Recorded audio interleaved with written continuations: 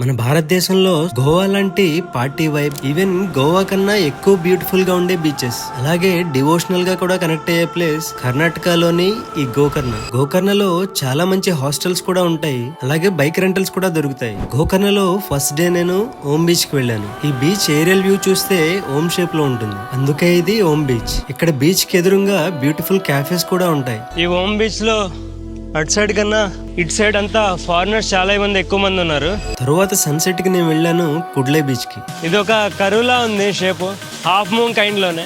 ఇక్కడ సముద్రపు అలలు చాలా పెద్దగా వస్తున్నాయి, సో బీచ్ లో దిగడానికి కరెక్ట్ స్పాట్, కానీ కేర్ఫుల్ గా ఉండాలి. అలాగే ఇక్కడ వాటర్ స్పోర్ట్స్ కూడా చేయిస్తున్నారు. గోకర్ణ, కుడ్లే, ఓం బీచ్, అలాగే half moon and Paradise beaches ని కలిపి ఇక్కడ 5 బీచ్ ట్రెక్ చేస్తారు. నెక్స్ట్ డే మార్నింగ్ నేను వెళ్ళాను గోకర్ణలో చాలా పవిత్రమైన మహాబలేశ్వర్ టెంపుల్ కి. ఈ టెంపుల్ గోకర్ణ బీచ్ కి ఎదురుగానే ఉంటుంది. టెంపుల్ లోనికి వెళ్ళడానికి డ్రెస్ రెస్ట్రిక్షన్స్ ఉంటాయి, సాంప్రదాయమైన బట్టల్లోనే వెళ్ళాలి. గోకర్ణ ఫుల్ వీడియో చూడాలంటే ఈ క్రింద ఉన్న లింక్ నొక్కితే ప్లే అవుతుంది.